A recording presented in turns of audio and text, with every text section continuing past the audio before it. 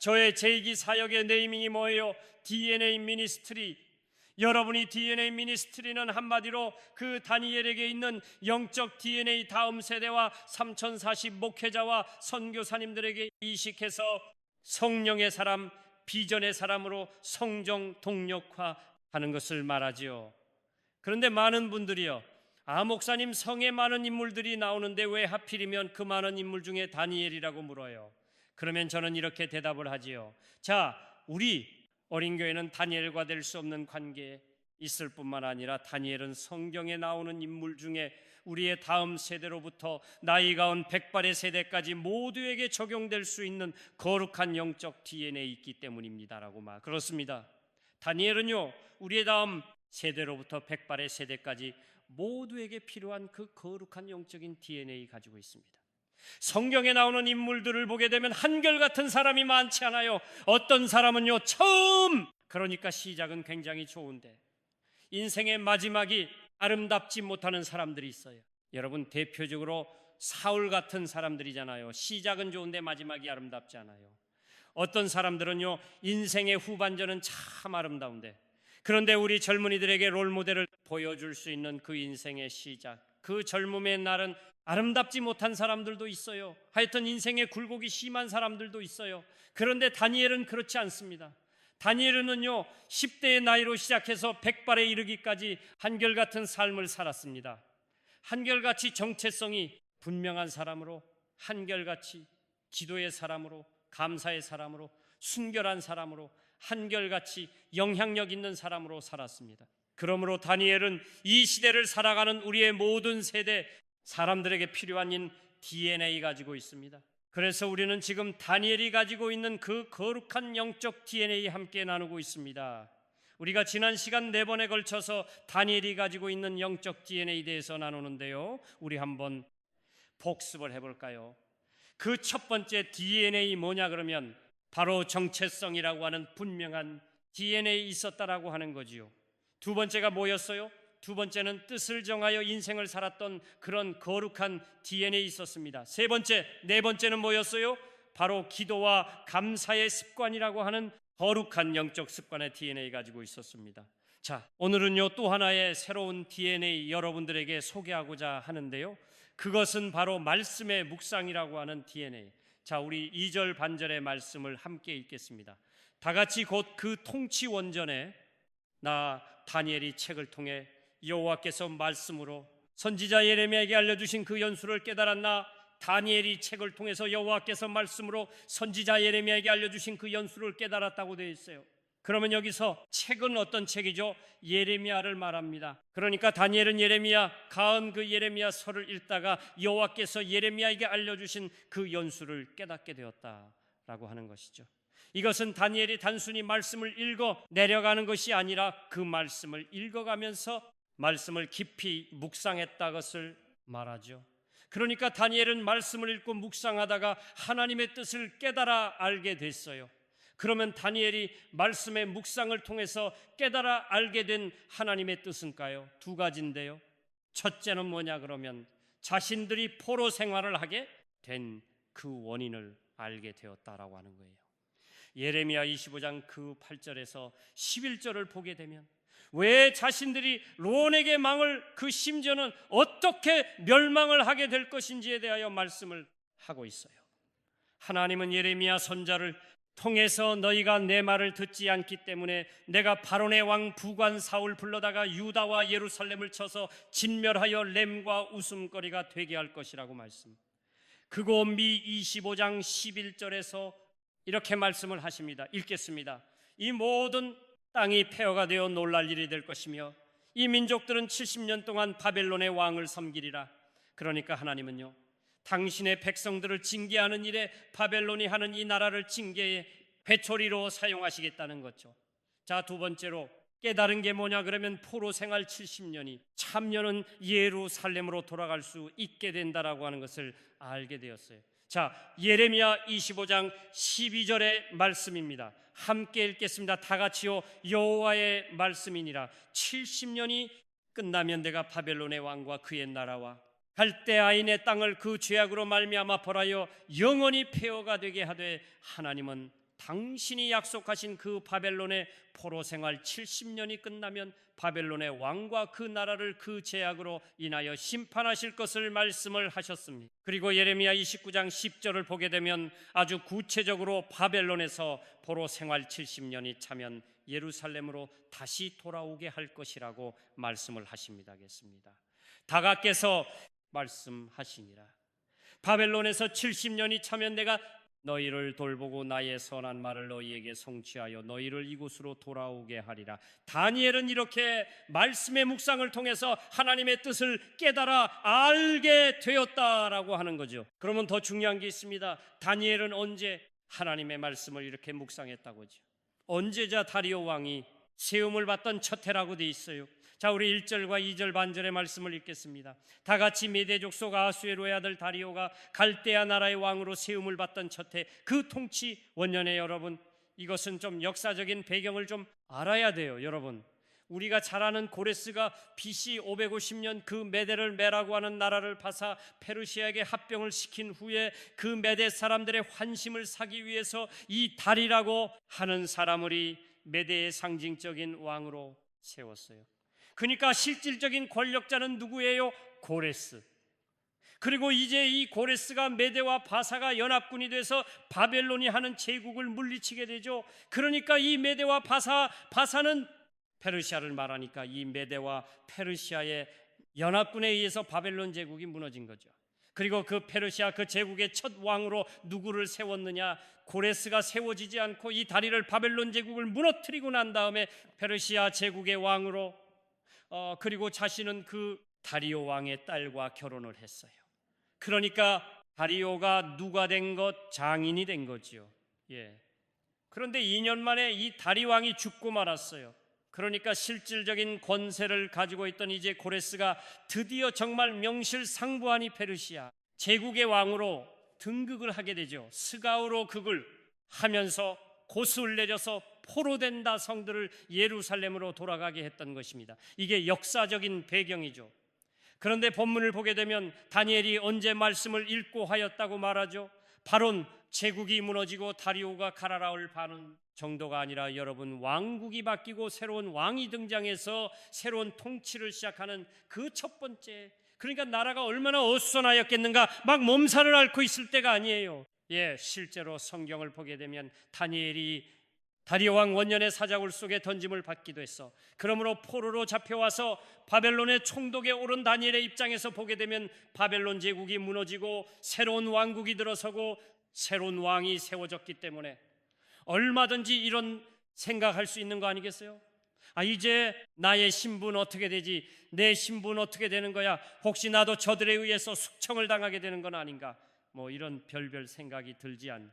그런데 이렇게 막 신분이 불안하고 온 나라의 모든 사람들이 극심한 몸을 앓고 있을 때, 그때에 다니엘은 조용히 하나님의 말씀을 찾았습니다. 그리고 그 말씀을 폈습니다. 그 말씀을 읽었습니다. 그 말씀을 묵상했어요. 그리고 마침내 그 말씀 속에서 하나님의 의라 씁니다. 이때 다니엘의 나이가 몇 살인 줄 아세요? 대부분의 성경학자들은 80대 중반의 나이, 약 85세 정도로 보고 있습니다. 근데 여러분이 고령의 나이에도 불구하고 다니엘은 하나님의 말씀을 펴서 읽고 묵상을 했어요. 여러분, 많은 사람들은요, 나이가 들어가게 되면 기억력도 심하고 집중력도 떨어지기 때문에 말씀을 가까이 하지 않은 경향이 있어요. 그런데 다니엘은 이렇게 고령의 나이가 되었음에도 불구하고 하나님의 말씀을 가까이 했고 그 말씀을 묵상했다고 하십니다. 또 다니엘은 한 나라의 총리로서 얼마나 바쁘고 분주한 삶을 보내고 있는지 모릅니다. 여러분, 총리로서 감당해야 될 일이 얼마나 많아요. 더구나 지금 왕국이 바뀌고 새로운 왕이 들어서는 이 혼란의 시기이기 때문에 여러분, 너무나 많은 것들을 새롭게 또 결정도 해야 되고 결제도 해야 되고 왕에게 보고도 해야 되고 아마 정말 눈코 뜰 새 없이 바쁜 하루하루를 보내고 있었을 거예요. 그럼에도 불구하고 다니엘은 시간을 정해놓고 하루에 3번 감사의 기도를 드리는 습관을 잊지 않았습니다. 그리고 그 바쁜 와중에서도 하나님의 말씀을 읽고 묵상하는 것을 게을리하지 않았습니다. 아니, 하나님의 말씀을 읽고 묵상하는 것을 지금 여러분들이 제자 훈련, 사육 훈련 받으면서 의무감 때문이나 체면 때문 할 때가 많잖아요. 그죠? 여러분 그러잖아요. 의무감 때문에 새벽기 나오고 체크하니까, 새벽기도 나오고 체크하니까 말썽하고 그러잖아요. 그런데 다니엘은 어떤 의무감이나 체면 때문에 기도하고 말씀을 묵상하지 않았다라고 하는 거죠. 다니엘이 하나님의 말씀을 묵상하고 기도했던 것은요, 자신의 영혼을 위하여, 그리고 하나님의 뜻을 분별하고 하나님과의 친밀함을 유지하기 위해서였습니다. 만일 다윗가 받으면서 하는 의무감 때문에 하나님의 말씀을 묵상했다 한다면 다니엘은 중간에 아마 중도에 포기해버리고 이미 말았을 겁니다. 근데 여러분, 우리는 어떻습니까? 내 인생에 막 혼란스러운 일이 막 발생을 하게 되면, 아니 바쁘고 분주한 일이 생기게 되면 가장 먼저 뭐부터 멀리하죠? 하나님의 말씀을 멀리합니다. 하나님의 말씀을 읽고 묵상하고 그 하나님의 말씀을 찾는 것을 게을리합니다. 또 나이가 들어가면 눈도 침침하고 집중력이 떨어진다는 이유로 말씀을 멀리할 때가 있어요. 여러분, 저도 마찬가지 잘 안 보이니까 꼭 안경을 써야만이 성경을 읽게 되니까 이전보다도 말씀을 읽는 게 좀 줄어들었어요. 그러나 다니엘은 그러지 않았습니다. 다니엘은 바벨론 제국이 무너지고 새로운 왕국이 들어서고 새로운 왕이 통치를 시작하는 그야말로 정치적으로 혼란스러운 때에, 그리고 고령의 나이에, 그리고 바쁘고 분주한 삶 속에서도 하나님의 말씀을 읽고 묵상하는 것을 잊지 않았습니다. 그래서 마침내 말씀 속에서 의 뜻을 깨달을 수가 있었던 거죠. 아멘. 그런데 다니엘은 이 말씀의 묵상을 통해서 하나님의 뜻을 깨닫고 발견하는 아주 맑은 영성을 가지고 있었다는 거예요. 자, 여러분 2절의 말씀을 읽겠습니다. 다 같이요, 곧 그 통치 원년에나 다니엘이 책을 통해 여호와께서 말씀으로 선지자 예레미야에게 알려주신 그 연수를, 곧 예루살렘의 황폐함이 70년 만에 그리라 하신 것이니라. 여러분, 다니엘은 예레미야를 읽던 도중에 예루살렘의 황폐함이 70년 만에 그리라고 하는 이 예언의 말씀을 통해서 바벨론의 포로 생활 70년이 차면 예루살렘으로 돌아가게 될 것이라고 하는 하나님의 을 알게 되었까, 다니엘이 자기가 살고 있던 시대의 연수를 딱 계산해 보니까 바로 그 70년의 연한이 거의 다 되어가고 있다는 것을 깨닫게 되었습니다. 이것을 보게 되면 말씀 속에서 하나님의 뜻을 깨닫고 발견할 수 있는 맑은 영성을 가지고 있었다는 거죠. 여러분, 말씀을 읽는다고 그래서 하나님의 뜻이 곧바로 다 깨달아지는 건 아니거든요. 더 중요한 것은요, 다니 10장을 보게 되면 바사왕 고레스 3년에 세 이래를 금식하며 기도했다고 되어 있어요. 한번 읽겠습니다. 시작. 바사의 왕 고레스 제3년에 한 일이 벨드사살 이름한 다니엘에게 나타나는데 그 일이 참되니 곧 큰 전쟁에 관한 것이라. 다이 그 일을 분명히 알았고, 여러분, 바사왕 고레스 3년이면 어떤 때인지 아세요? 이스라엘 백성들 중에 일부가 고레스 왕의 칙령으로 본토로 귀환한 때예요. 그러니까 이미 고레스 왕의 령으로 인해서 일부가 예루살렘으로 돌아갔던 때를 말았지요. 그때 나이는 다니엘이 얼마 됐을까? 아까 제가 85 정도 됐다고 그랬잖아요. 그러면 3년이 지났으니까 약 88세 정도가 되었을 나이입니다. 그런데 다니엘은 그 고령의 나이에 세일에면 21일이 세2회를 금식하며 기도했습니다. 그때 하나님의 계시가 환상을 통해서 다니엘에게 임하였고, 그런데 그러면 그때 그가 본 환상의 내용이 뭐죠? 자, 다니엘 10장 1절 하반절입니다. 다 같이요. 그 일이 참되니 곧 큰 전쟁에 관한 것이라. 다니엘이 그 일을 분명히 알았고 그 환상을 깨달으니라. 한번 따라서 하겠습니다. 그 환상을 깨달으니라. 그 환상의 내용이 뭐예요? 곧 큰 전쟁에 관한 것이라고 돼 있어요. 이거 뭐냐? 그러면 장차 민족과 민족 사이에 또 배후에서 조종하고 있는 어떤 선한 영들과 악한 영들 사이에 있을 어떤 치열한 전쟁에 관한 그런 내용입니다. 근데 중요한 것은 다니엘이 그 일을 분명히 알았고 그 환상을 깨달았다는 것입니다. 여러분, 자신이 본 상이요, 지금 앞에서 이루어지는 사건이 아니에요. 이 내용은 미래에 되어질 일임에도 불구하고 다니엘은 자신이 본 환상에 대하여 분명히 알 수 있었고 깨달을 수가 있었다라고 말하고 있죠.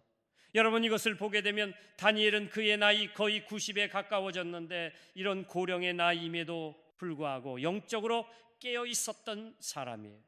그러니까 자신의 육신은 하지만은 그의 영은 맑은 상태를 유지하고 있었다는 거죠. 여러분, 사람은 나이가 차이는 분별력이 떨어지잖아요. 그런데 다니엘은 나이를 초월한 맑은 영성을 가지고 있었다는 것입니다. 성이죠. 저는 영성을 이렇게 해요. 와의 관계, 하나님과의 친밀함, 저는 이것을 영성이라고 생각합니다.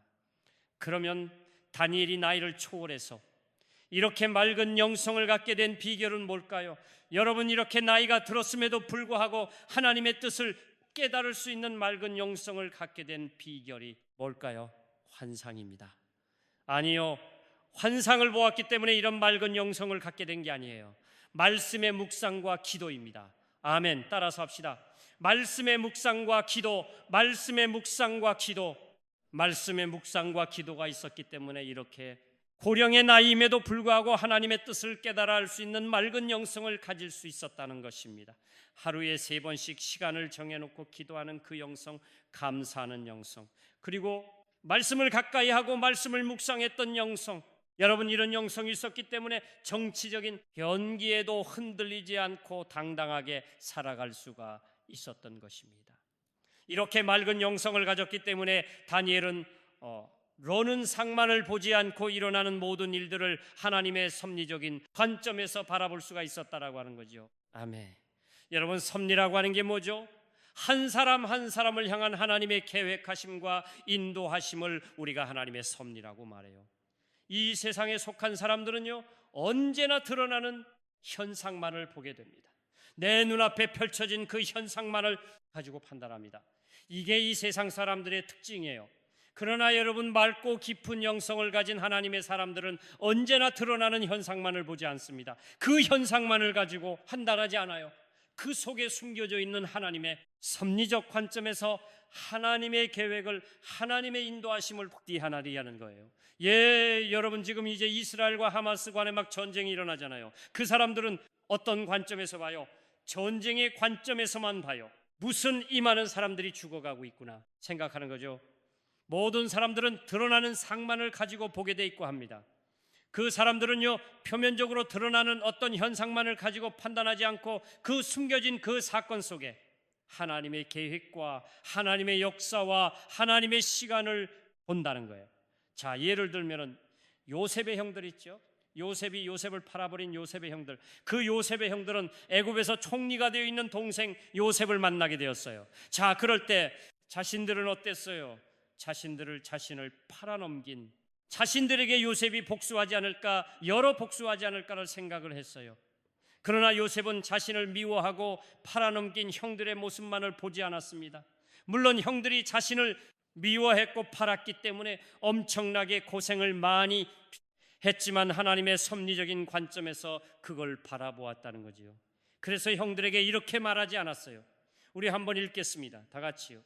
당신들이 나를 이곳에 팔았다고 해서 근심하지 마소서, 한탄하지 마소서.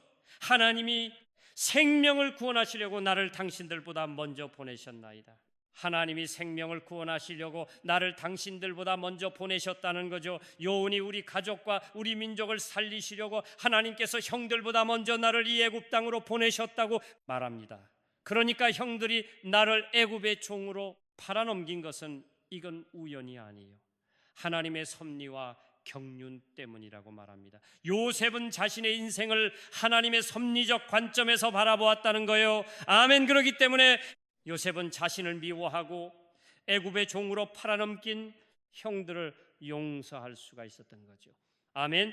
이것이 바로 진정한 영성이라는 거예요. 뭐 영성이라고 하는 것은 막 팔짝팔짝 뛰고 자빠지는 게 아니고, 여러분, 영성이라고 하는 것은 이거예요. 만일 요셉에게 자신의 인생을 하나님의 관점에서 바라볼 수 있는 영성이 없었다고 한다면 요셉은 자신의 형들을 복수의 관점에서 바라보았을 거예요. 여러분, 그러지 않아요. 복수할 기회가 좋아졌구나, 하나님이 복수하라고 우리 형들을 보내셨고요. 얼마든지 복수의 관점에서 바라보고 복수를 했을 거예요. 그러나 요셉은 자신의 인생을 하나님의 섭리적 관점에서 바라볼 수 있는 영성을 가지고 있었다는 것입니다. 그러므로 우리도 우리가 살아온 인생을 하나님의 섭리적 관점에서 이해하고 바라볼 수 있는 영성을 가져야 합니다. 아멘. 여러분, 둘째 날에 강사로 오셨던 김인강 교수님 간증 기억나시죠? 예, 아주 잔잔하게 말씀하셨지만 굉장히 우리에게 도전이 되는 말씀이었어요. 여러분, 12살까지 걷지를 못했어요. 13살에 드디어 목발을 짚고 일어났다, 그러잖아요.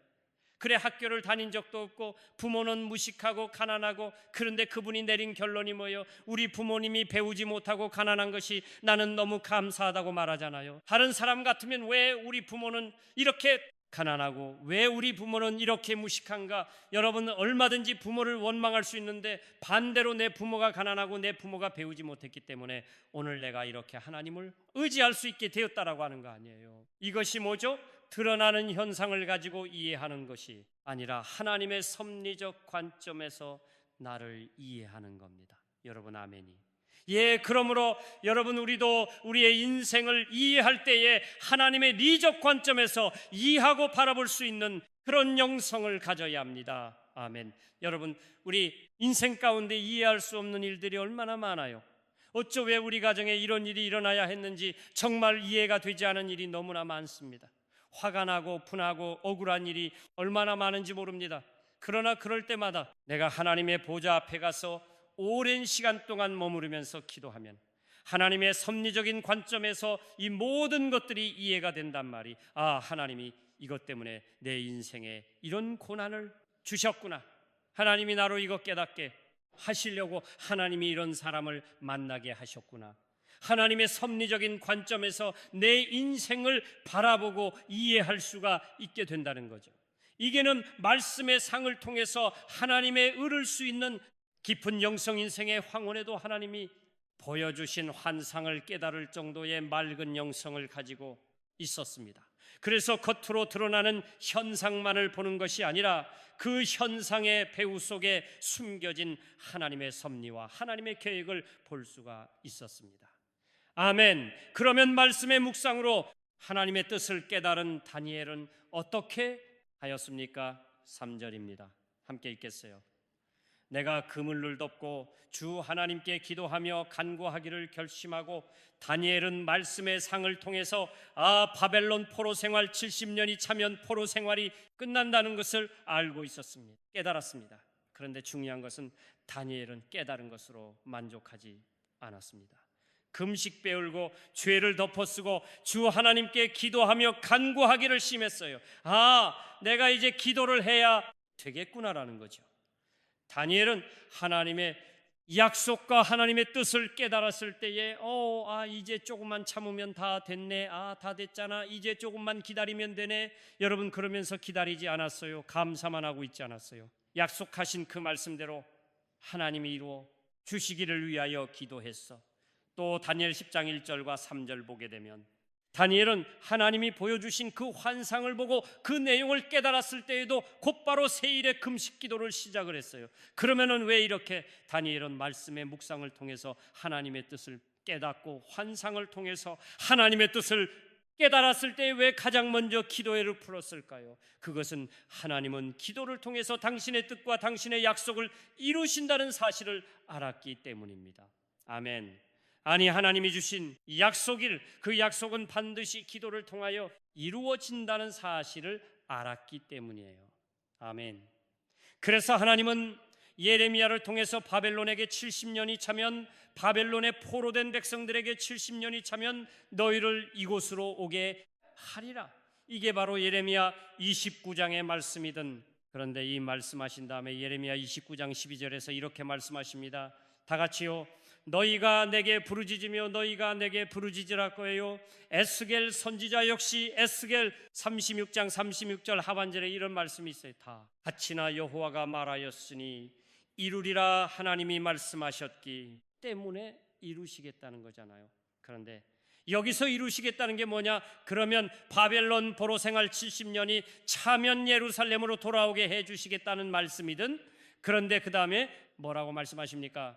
그 다음에 37절의 말씀을 읽겠습니다. 다 같이요. 그래도 이스라엘 족속이 이같이 자기들에게 이루어 주기를 내게 구하여야 할지라. 그래도 내게 구하한다는 거예요. 하나님이 약속하지도 그래도 하나님께서 이루어 주시도록 하나님께 기도를 드려야 한다는 것입니다. 사랑하는 성도 여러분, 하나님의 사람인 우리는 하나님의 뜻을 알아야 합니다. 그래야 하나님이 기뻐하시는 하나님의 기쁨이 되는 삶을 살아갈 수가 있어요. 하나님의 뜻을 알려면, 하나님 아버지의 마음을 알려면 성령의 감동으로 기록된 그 말씀 속으로 들어가야 합니다. 그러므로 여러분, 우리도 다니엘처럼 우리의 상황이 혼란스럽고 바쁘고 분할도 하나님의 말씀을 가까이 하고 그 말씀을 묵상할 수 있기를이다. 그리고 그 말씀을 해서 하나를 봐. 아멘. 말씀 속에서 하나님이 주신 약속을 발견하고 하나님의 뜻을 찾았다면 그 약속이 이루어지기를 위하여 기도할 수 있기를 바랍니다. 아멘. 왜냐하면 하나님은 언제나 기도를 통하여 당신의 뜻을 이루시기 때문이죠. 아멘과 그 약속을 지키시는 신실하신 하나님을 찬양하며 나갑니다. 아멘. 주님 보좌 앞에나 참된 안식과 기쁨나 우리에게 내 경배하며 주의 얼굴 구할 때 진실하신 주님, 찬양의 기도 들으시는 하나님, 기도 들으시는 하나 폭풍 속에 내 등불 내 노래시 주의 날개하에서 내 맘 시린이 신실하신 주님, 찬양의 신실하신 하나님, 신실하신 주 나의 주 하나님은 신실하신 주님, 진실하신 하나님 신실하신 주, 나의 주 하나님을 신실하신 주님 자 주신 말씀 마음에 새기면서 기도하겠습니다. 다니엘이 가지고 있던 또 하나의 영적 DNA 있는 말씀의 묵상입니다. 그는 왕국이 바뀌고 새로운 왕의 통과가 시작되는 그때의 바쁘고 분주한 삶 속에서도 고령의 나이에도 불구하고 하나님의 말씀을 찾았고 읽고 묵상했습니다. 그래서 마침내 하나님의 뜻을 발견했어. 그때 그 하나님의 뜻을 발견하고 감동을 받고 감사하는 것으로 끝나는 것이 아니라 그 하나님의 뜻이 이루어지기를 위해서 기도와 간구로 결심을 했어. 성도 여러분, 하나님의 사람인 우리에게 필요한 영적인 DNA 뭐예요? 말씀을 읽고 묵상하는 것입니다. 아멘. 그래야 하나님의 뜻을 알 수 있고 하나님의 마음을 알 수가 있어요. 근데 여러분, 우리는 어떻습니까? 내 인생에 이해할 수 없는 일들이 일어났다고 해서 내 삶이 너무나 바쁘고 분하다는 이유만으로, 아이가 이 집중력이 떨어졌다는 이유만으로 하나님의 말씀을 등한히 하고 말씀을 가까이 하지 못할 때가 얼마나 많았나요?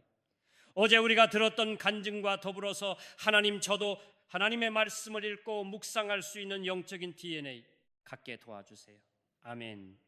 맑은 영성을 갖게 도와주세요. 아멘. 나이가 들어서 육신은 쇠하여 질지라도 내 영은 깨어 있게 하시고, 아멘. 하나님의 뜻과 하나님의 약속을 발견할 수 있는 영성을 주십시오. 아멘. 드러나는 현상만을 바라보지 말게 하시고 그 현상 속에 숨겨진 하나님의 섭리와 계획을 발견할 수 있는 깊고도 맑은 영성을 내게 주십시오. 아멘. 그리고 그 약속이 이루어질 때까지 무릎으로 승부하는 자가 되게 하여 주옵소서. 아멘. 그래서 말씀으로 하나님의 뜻을 깨닫고 기도로 성취할 수 있는 하나님의 사람이 되게 하여 주옵소서. 아멘. 오늘은 저도 많이 목이 갔고 여러분도 많이 목이 갔으니까 저녁에 부르짖어 기도해야 되니까 오늘 부르짖어 기도하지 않지만 작은 목소리를 기도하지만 간절히 기도하겠습니다. 기도하겠습니다. 하나님 아버지, 감사합니다. 오늘 우리에게 다들이 가졌던 말씀의 묵상이라고 하는 영적인을 저희들에게 허락하여 주옵소서. 하나님, 바쁘다는 이유, 분하다는 이유, 눈이 침침하고 지력이 떨어졌다는 이유, 내 인생이 혼란스럽고 이해가 되지 않는다는 이유만으로 하나님의 말씀을 가까이 하지 못하고 묵상하지 못했던 우리를 긍휼히 여겨주시고, 이제 다시 한번 우리도 하나님의 말씀을 묵상하고 말씀을 가까이 해서 하나님의 뜻을 분별해낼 수 있는 맑고도 깊은 영성을 허락하여 주옵소서. 드러나는 표면적인 것만을 가지고 우가 살아가지 않게 그 현상 속에 숨겨진 하나님의 섭리와 계획을 발견할 수 있는 맑은 영성을 허락해 주시고, 하나님이 우리에게 약속하시고 그 뜻을 분했을 때에 감동하는 것으로 끝나는 것이 아니라 그 약속의 말씀이 이루어질 때까지 무릎으로 선고하여 마침내 하나님의 신실하심을 드러내는 우리 오후의 성도들이 되게 하여 주옵소서. 이제는 우리 주 예수 그리스도의 은혜와 하나님 아버지의 영원한 그 사랑하심과 성령님의 감동, 감화, 교통, 인도, 충만하심, 하나님의 말씀을 가까이 하고 읽고 묵상하여 하나님의 뜻을 분별하고 그 하나님의 뜻이 이루어질 때까지 무릎으로 승부하여 하나님의 신실하심을 경험하기를 원하는 모든 성도들 위해 이제로부터 영 함께 하시기를 원하멘.